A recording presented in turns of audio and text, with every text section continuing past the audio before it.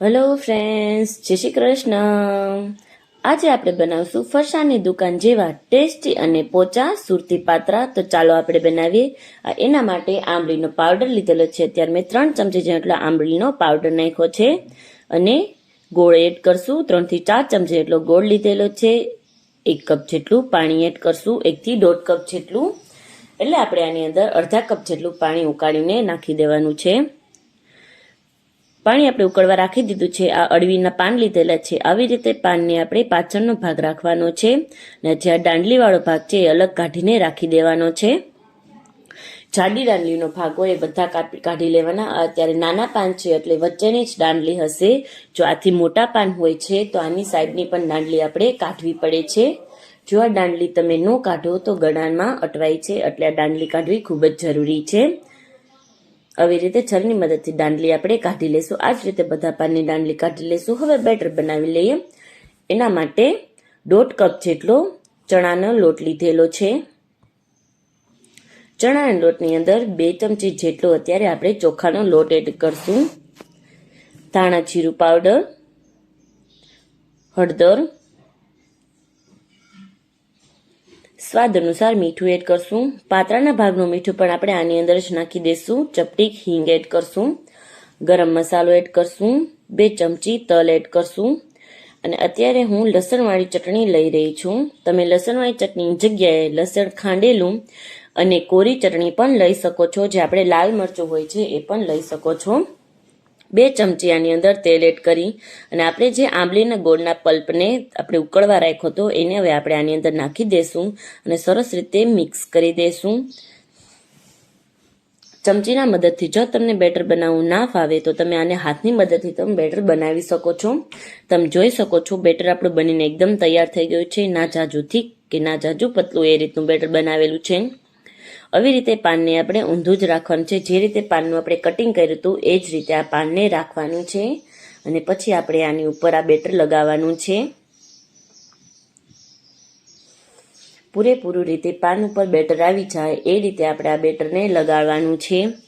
અને પાત્રા બનાવવામાં બીડા વાળવાની જ ખૂબી છે. જો તમારા બીડા સરખી રીતે વળાઈ જાય તો પાત્રા તમારા એકદમ સરસ રીતે બને છે. એકદમ ફરસાણની દુકાનવાળા જેવા જ બને છે. હવે આપણે એની ઓપોઝિટ સાઈડ આ રીતે પાન રાખીને આપણે આને બીજી સાઈડ એ જ રીતે કરશું અને પહેલું પાન જે રીતે રાખ્યું હતું એ જ રીતે આપણું ત્રીજું પાન રાખશું અને બીજું પાન જે રીતે રાખ્યું હતું એ જ રીતે આપણે ચોથું પાન રાખશું. અને હવે આપણે આના બીડા વાળી લેશું. આ સાઈડની જે કોર્નર હોય છે એને આપણે આવી રીતે ફોલ્ડ કરી દેશું અને એની ઉપર પણ થોડોક લોટ લગાવી દેશું આપણે. અને સરસ રીતે હવે ટાઈટલી આપણે આનું બીડું વાળવાનું છે. એકદમ ટાઈટ રહે એ રીતે બીડા વાળશું એટલે ક્યારેય તમારા પાત્રા છૂટા નહીં પડે ને એકદમ ફરસાણ દુકાન જેવા બનશે. બીડું આપણું બનીને એકદમ તૈયાર થઈ ગયું છે. આ જ રીતે આપણે બધા બીડા વાળી લેશું. જો તમારા પાન આથી થોડાક મોટા હોય તો તમે 3 પાનના પણ બનાવી શકો છો. મારે અત્યારે થોડા નાના પાન હતા એટલે મેં 4ના બનાવેલા છે. હવે આપણે આને બાફી લઈશું. એના માટે મેં અત્યારે જ ઢોકળિયું લીધેલું છે અને આપણે આની અંદર બધા પાનને રાખી દઈશું.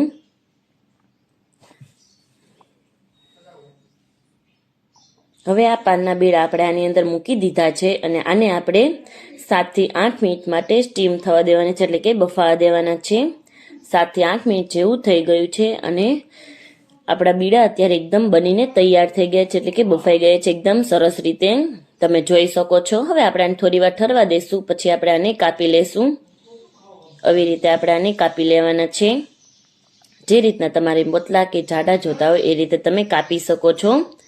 અને પછી આપણે આને વઘાર કરશું. આ બીડાને તમે બાફીને સ્ટોર પણ કરી શકો છો. ફ્રીજની અંદર તમે 15 દિવસ રાખી શકો છો અને જો ફ્રોઝન કરવા હોય તો તમે 6 મહિના સુધી આને ફ્રોઝન કરીને પણ રાખી શકો છો. હવે આપણે આનો વઘાર કરી લેશું. વઘાર માટે તેલ એડ કરશું. 3 થી 4 ચમચી જેટલું તેલ લીધેલું છે.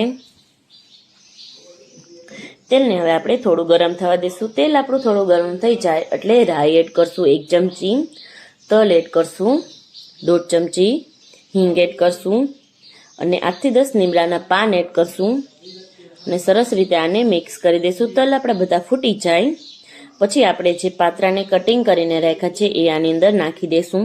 હું અત્યારે આપણે આમનમ જ હું વઘાર કરું છું. જો તમારે એકદમ ક્રિસ્પી કરવા હોય તો આ વઘારની ઉપર એક અલગ રીતે રાખીને પણ તમે ક્રિસ્પી કરી શકો છો. અને આ પાત્રાને તમારે તળવા હોય એકદમ બારડોલીના સ્પેશિયલ જે તળેલા પાતળા આવે છે એ કરવા હોય તો પણ તમે એ પણ કરી શકો છો. આને મેં અત્યારે આવી રીતે વઘાર કર્યો છે. તમે એને ડીપ તેલની અંદર નાખીને તળી શકો છો. પાત્રા આપણે બનીને તૈયાર થઈ ગયા છે. ઉપરથી આપણે કોથમીર નાખશું અને હવે આપણે આને સર્વિંગ કરી લઈશું. પાત્રા આપણે બંને તૈયાર થઈ ગયા છે. સર્વિંગ પણ કરી લીધું છે. ઉપરથી કોથમીર એડ કરશું તો તૈયાર છે આપણા ફરસાણની દુકાન જેવા ટેસ્ટી અને પોચા સુરતી પાત્રા. જો તમને મારી રેસીપી પસંદ આવતી હોય તો મારી ચેનલને લાઈક કરજો, શેર કરજો, સબસ્ક્રાઇબ કરજો અને બેલ આઇકન દબાવવાનું ના ભૂલતા કે જેથી કરીને નવા વિડીયો નોટિફિકેશન તમને મળતી રહે. Bye bye friends. Thank you friends. મળીએ આપણે એક નવા વિડીયો સાથે.